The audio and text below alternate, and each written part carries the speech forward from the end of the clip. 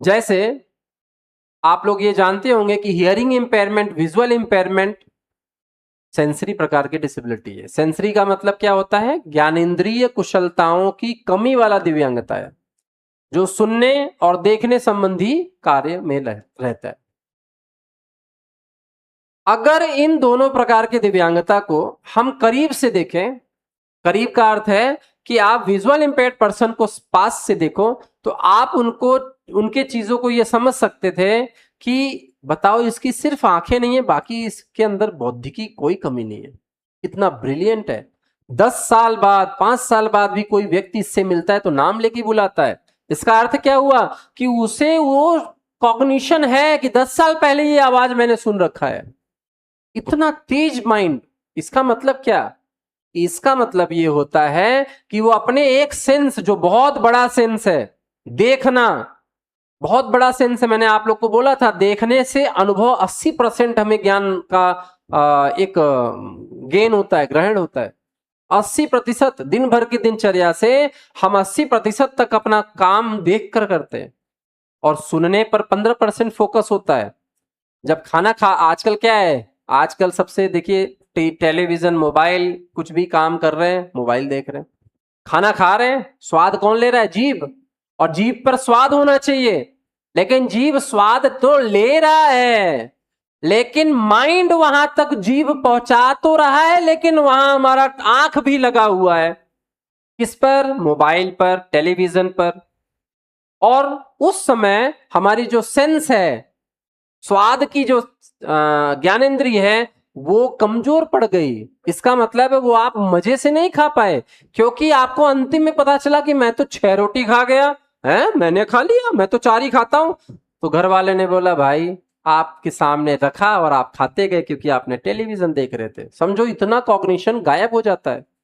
इस वजह से बड़े बुजुर्ग लोग बोलते हैं तो उनको भी मानना चाहिए, और साइंस भी ये बोलता है कि खाना खाते समय हमें अन्य कार्यों को छोड़ देना चाहिए। जैसे अन्य ज्ञानेंद्रियों के कार्यों को छोड़ देना चाहिए, क्योंकि स्वाद की ज्ञानेंद्रियों का हम पूरे दिनचर्या में, पूरे दिन भर 24 घंटे में आप निकाल दो 8 घंटे सोने का। 8 घंटे हम लोग क्या करते हैं? सोते हैं। 8 घंटे सोने के बाद अगर हम लोग देखें तो बेसिकली खाना कितनी बार खाते हैं? ज्यादा से ज्यादा 3 बार। एक बार अगर हम लोग ब्रेकफास्ट करते होंगे, एक बार लंच करते होंगे, और एक बार डिनर करते होंगे। चाय पी लिया 2 बार, ऐसा।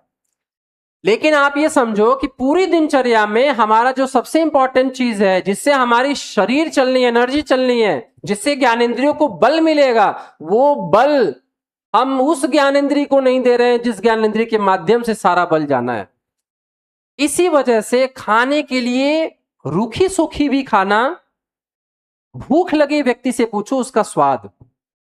अगर भूख लगी व्यक्ति है और रूखी सूखी भी है तो बहुत ही अच्छे से चाव से खाता है।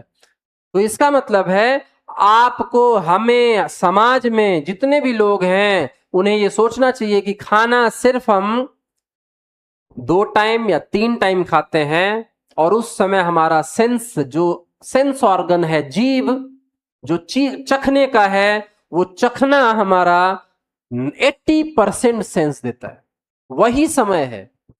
लेकिन हम क्या करते हैं? टेलीविजन में गुम है, हम क्या कर रहे हैं? मोबाइल की चैटिंग में गुम है, या आजकल रील्स देखने में गुम है, और हम खाना खा रहे हैं। तो ये चीज नहीं करना चाहिए, क्योंकि खाने का जो स्वाद है, स्वाद का जो सेंस है, हम पूरे दिन भर में 80% तभी लेते हैं जब हम खाना खा रहे होते हैं। नहीं तो आप मन में उसको लाओ और रसगुल्ला, और आया नहीं जीभ के ऊपर। इस वजह से बौद्धिकी क्षमताओं को, अगर हमें एनर्जी चाहिए, अगर भोजन का तत्व चाहिए, तो भोजन का तत्व उसकी ज्ञानेंद्रियों के माध्यम से ही पहुंचेगा। इसलिए चीजों को हमें खाते समय अन्य चीजों को छोड़ देना चाहिए। पहले के बड़े बुजुर्ग लोग क्या कहते थे? खाते समय बोलना नहीं चाहिए। पहले के बड़े बुजुर्ग लोग बोलते थे खाते समय मुंह खोल के नहीं खाना चाहिए। पहले के बड़े बुजुर्ग बोलते थे कि खाते समय आपके आसपास कोई ऐसा कार्य ना हो जिसमें आप भूल गए हो। इसीलिए घर में लोग जब, जैसे दादा लोग या घर में बड़े बुजुर्ग लोग खाना खाते थे, तो औरतें भी एकदम धीमी आवाज में बोलती थी, सहम कर बोलती थी, क्योंकि खाना खाते समय उनका सेंस दूसरा काम नहीं है, वो बहुत चाव से खाते थे। और आज चाव क्या है, साथ में बैठे गप सड़ाके भी हो रहा है, खाना भी खा रहे हैं, मोबाइल भी चल रहा है, खाना भी खा रहे हैं, टेलीविजन चल रहा है, खाना भी खा रहे हैं। तो इस वजह से हमें थोड़ा इन चीजों को प्रोहिबिटेड करना चाहिए, नहीं उस समय देखना चाहिए, और बच्चों को खास तौर से, क्योंकि बच्चों के हार्मोनल जो डिसबैलेंस हो रहा है ज्यादातर बच्चों में, वो यही प्रॉब्लम है कि खाना खाते समय मोबाइल या टेलीविजन का प्रयोग। तो यहाँ पे फिर से मैं आता हूं कि अगर हम लोग देखते हैं शीघ्र पहचान, तो शीघ्र पहचान वहां पे कैसे होगा कि 1 साल के बच्चे का अगर शीघ्र पहचान हो गया किसी प्रकार की डिसेबिलिटी का, वो विजुअल इंपेयर्ड बच्चा हो, हियरिंग इंपेयर्ड बच्चा हो, लोकोमोटर डिसेबल बच्चा हो, कोई भी हो, अगर उसका हो जाता है तो ये समझिए उसका कार्य, उसके लिए कार्य जो रिहैबिलिटेशन प्रोसेस है, मैंने पुनर्वास शब्द को समझा दिया है आपको, वो शब्द अगर उस पर लागू करना है तो हमें पहले पहचान करना पड़ेगा। तो चौथा नंबर फोकस क्या करता है, शीघ्र पहचानो। किस किस लिए पहचानना है, रोकने के लिए। किसको रोकना है, दिव्यांगता को। तो ऐसे आपको याद होना चाहिए कि शीघ्र पहचान करनी है दिव्यांगता की रोकथाम के लिए। जिस